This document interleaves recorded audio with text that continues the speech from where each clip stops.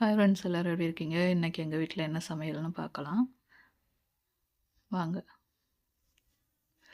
காலையில் எழுந்துச்சு அப்படியே அடுப்புக்கிட்ட எல்லாம் தொடச்சி தான் போட்டிருந்தேன். நானுமே வந்து குளிச்சுட்டு எனக்கு டீ காஃபி போட்டேன்.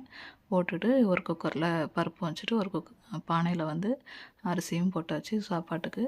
அப்புறம் சாம்பாருக்கு காயெல்லாம் வெட்டி வச்சுட்டு அப்படியே வெண்டைக்காவுமே வந்து பொரியலுக்கு வெட்டி வச்சாச்சு.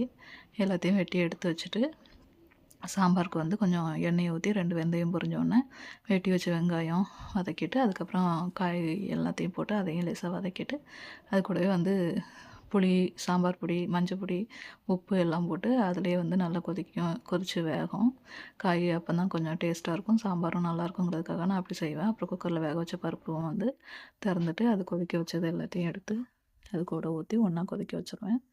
அப்புறம் கொதிக்க வச்சாச்சுன்னா அது கூட கொஞ்சம் சாம்பார் இந்த தாளித்து ஊற்றிட வேண்டியதான். அதுக்கு முன்னாடி கொஞ்சம் மல்லி இலை, கருவேப்பிலை எடுத்து அதையுமே வந்து கொஞ்சம் கழுவிட்டு கையாலேயே வந்து கிள்ளி போட்டுட்டேன். போட்டுட்டு சாப்பாடு ஒரு பக்கம் வெந்துட்டு இருந்துச்சு. அந்த சோறை வந்து கீழே இறக்கி வச்சுட்டு அதுக்கப்புறமா வெண்டைக்காய் பொரியலுமே ரெடி பண்ணிட்டேன். வெண்டைக்காய் பொரியலுக்கும் பார்த்திங்கன்னா வெறும் கடுகு, உளுந்தம் பருப்பு, கருவேப்பிலை எல்லாம் போட்டு தாளிச்சிட்டு அந்த வெண்டைக்காயும் போட்டு கொஞ்சம் உப்பு, மஞ்சள் பொடி, மிளகாத்தூள் எல்லாம் போட்டு அதுவுமே செஞ்சாச்சு. அப்புறம் கொஞ்சம் வெளியில் போகிற வேலை இருந்துச்சு, அந்த வேலையுமே முடிச்சுட்டு வரும்போது கொஞ்சம் மறுபடியும் கொஞ்சம் ஒரு சின்ன துண்டு தடியங்காய், வெள்ளை பூசணிக்காய்ன்னு சொல்லுவாங்க, இந்த மாவு வந்து 20 ரூபா ரொம்ப வயிற்றுச்சலாக இருந்துச்சு.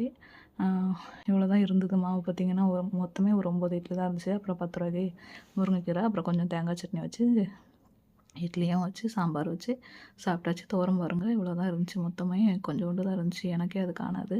அப்புறம் சாப்பாடுமே ரெடி ஆகிட்டு சாம்பார், வெள்ளை சோறு, அதுக்கப்புறம் பார்த்திங்கன்னா முருங்கைக்கீரை துவரம். முருங்கைக்கீரை ரொம்ப பிடிக்கும், ஆனால் கொஞ்சம் கம்மியாக தான் இருந்துச்சு. விலை ரொம்ப அநியாயமாக இருக்குது. உங்கள் ஊர்லலாம் எப்படின்னு சொல்லுங்கள். தேங்காய் விலையுமே ரொம்ப அநியாயமாக இருக்குது, ஒரு தேங்காவே 50 ரூபா வருது. அப்புறம் வெண்டைக்காய் பொரியலுமே வந்து நல்ல முறுமுறுன்னு வச்சாச்சு. உங்கள் வீட்டிலலாம் என்ன சாப்பாடுன்னு கமெண்ட்ஸில் சொல்லுங்கள். வீடியோ பிடிச்சிருந்துச்சுன்னா லைக் பண்ணுங்கள், சப்ஸ்கிரைப் பண்ணுங்கள்.